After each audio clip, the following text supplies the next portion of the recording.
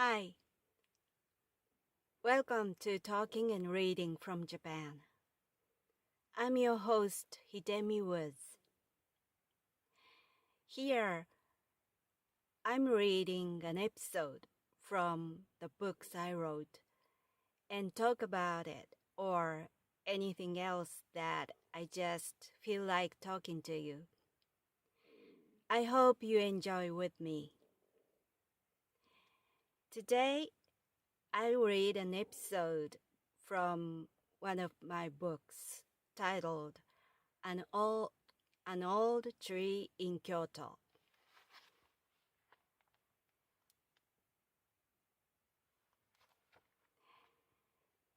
Today's episode is titled A Song for Celebration. This is about my late grandmother who was looking forward to singing one particular song for me.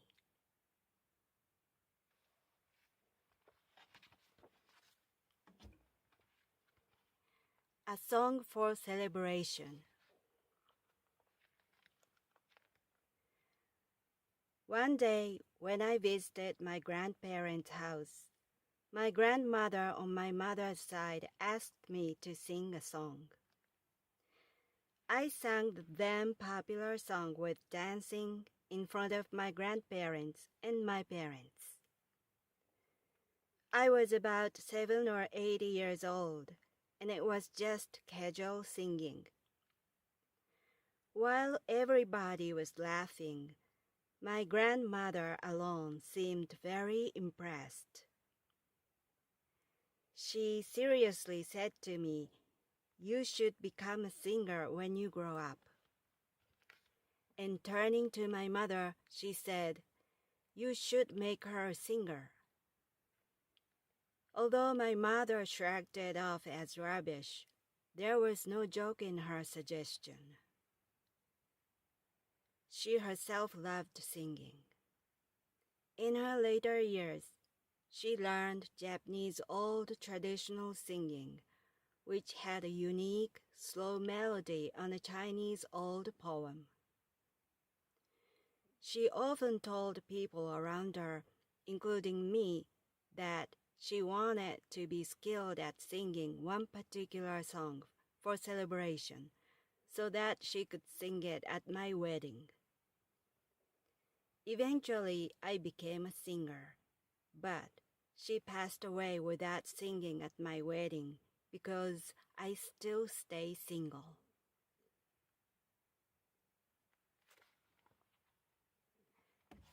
That was today's episode.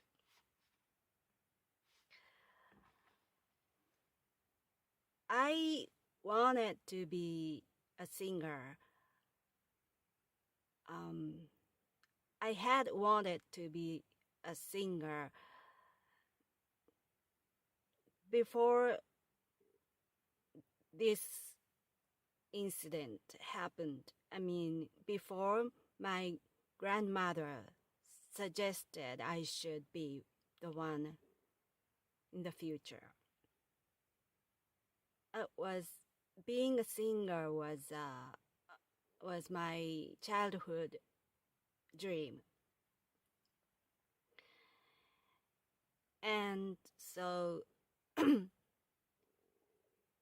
I liked singing, and my father often recorded my singing as a hobby. And he recorded it on a cassette tape and rewinded it and we listened to it together. And and he gave me his impression about my singing. Basically, it was flattering, and he no matter how bad my singing was, he just he just raved at me. He praised my singing was so good. You are you sing so well, so good. So it was like I was sort of under mind control or something, and I didn't judge my singing so precisely or correctly as a child, but um, because my father said I was good, I regarded myself singing so well. It's just no without any right judgment. I just um, believed so because my father told me that I was good. And maybe from the start was a big misunderstanding, but I never doubted that I I could sing. Um, I can sing so well. That was just tattooed on my brain, and so it um worked. It has worked in me for so many years, and eventually I became a singer. But um, the the the beginning was like that. My father is um um my father's almost blind um liking of my songs, of my singing. And one day, um, the incident in this episode happened at my grandparents' house. And I sang casually in front of them, and my grandmother was somehow so impressed. And it seemed like she found my career right there. She, her impression was, that's it. I found it. She would, she will be a singer. That was her reaction after my singing. And although everybody was just laughing and clapping their hands toward me, um, my grandmother was dead serious, and she just kept saying that I was going to be a singer someday.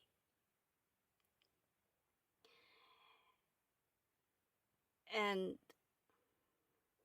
my father's blind praises and my grandmother's reaction of this kind, those two factors, uh, I guess, those two factors worked quite strongly for my career decision as a singer. So I think um, I think we should be careful to what we are saying to children,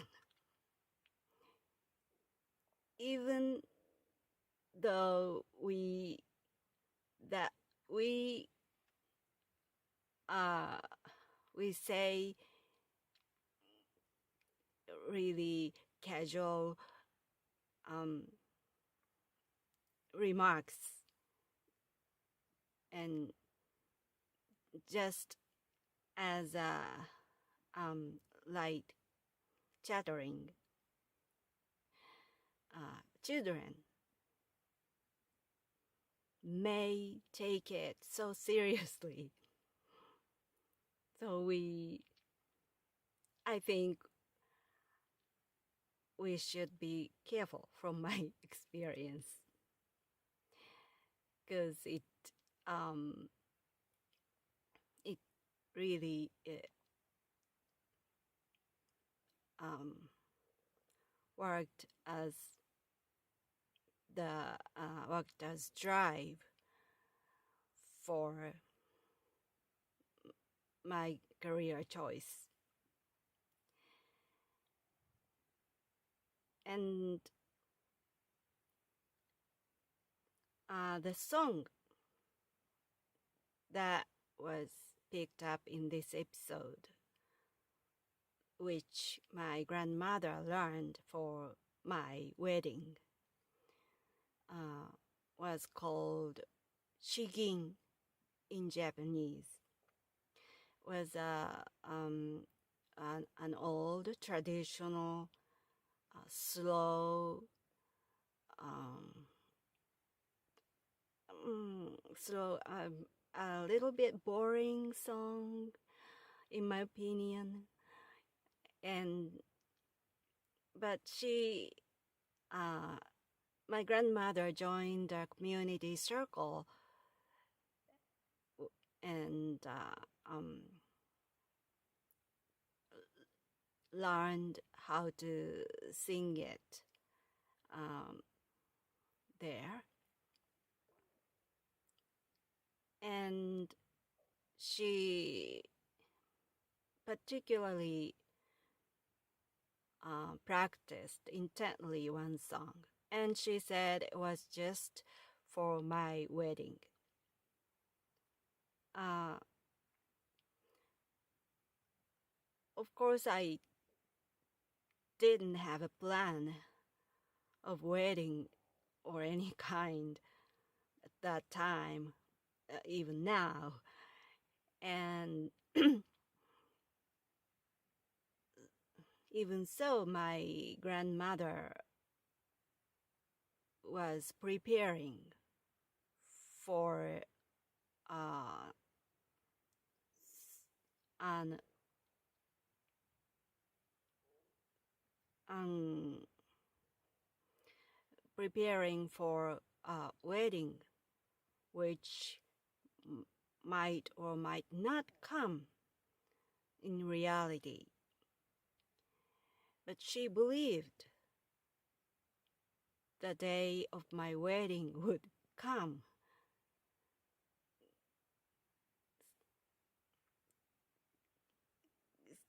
Someday. So she practiced it for such an uncertain future. And she almost every time I saw her, she declared to me she was ready. Her singing was um,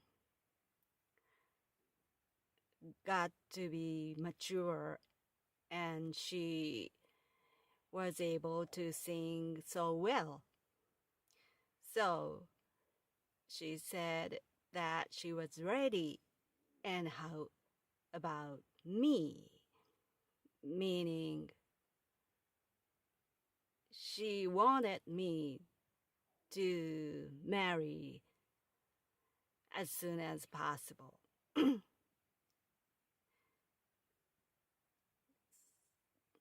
And so she, as by mentioning her readiness of singing that particular song, she urged me to get married. And she at, at some point, she concentrated on my marriage so strongly, so that she called me up early in the morning just to tell me to get married. So at some point, I think she was obsessed about my getting married. But I kept waiting.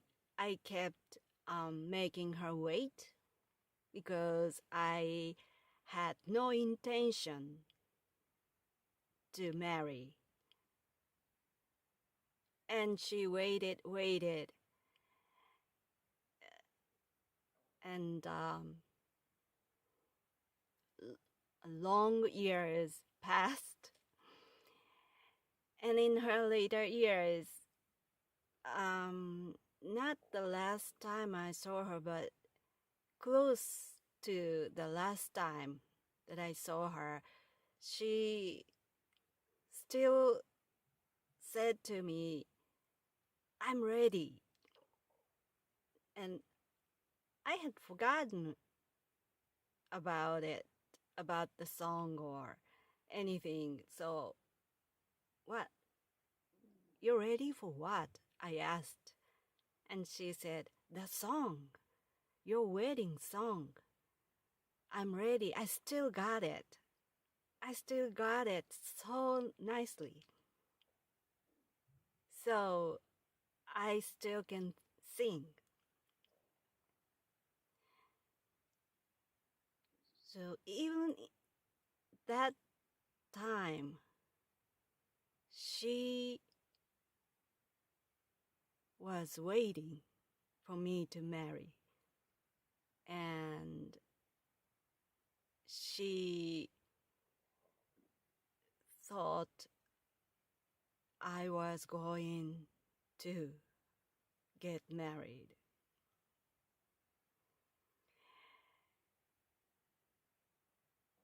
But I still stayed single, and I had been single until the day my grandmother passed away. So, in a way, I won. I just made her wait until the end.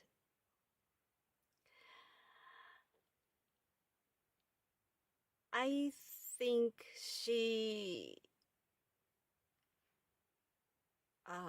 I don't know whether she slided the singing to other wedding, someone's wedding, like her relatives or someone else. But so she may have sung that song on other person's wedding, but at least in my knowledge, she hadn't had that opportunity.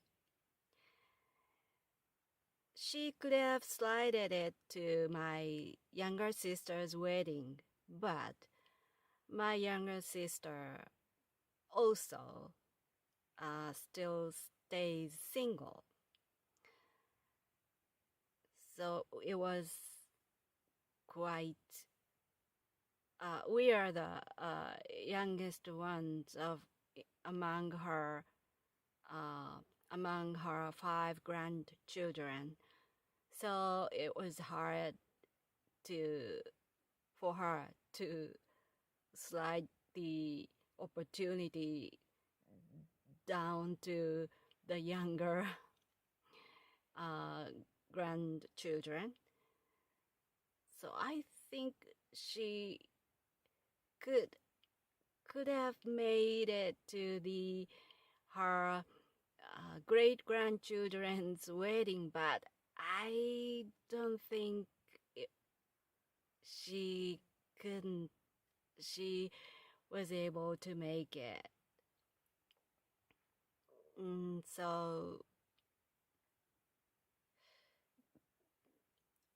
basically, I am a genius of making people wait.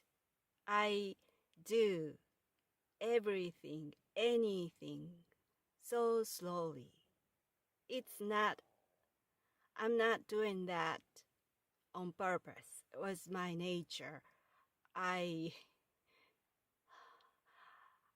No matter how hard I wish, strongly I wish, I couldn't do anything fast. I'm a slow person. I do everything so slowly. I run slowly. I talk slowly. I I take about 10 years to complete one song as a musician. So I just can't do anything fast enough. And so people around me end up waiting for me in any case. But I think the person who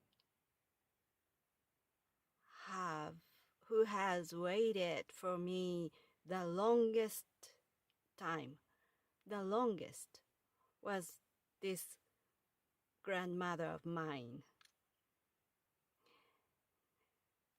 Because she waited for my wedding for decades, which didn't materialize in the end. So I feel sorry for my grandmother to keep her waiting for such a long time. But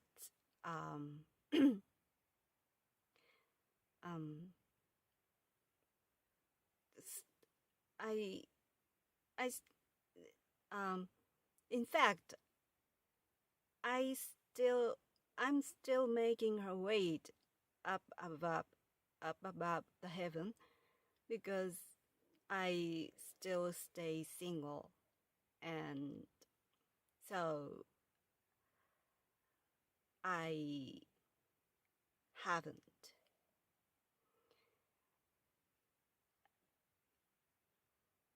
heard my grandmother singing that song for celebration. And the it's highly unlikely the day of my wedding finally arrives.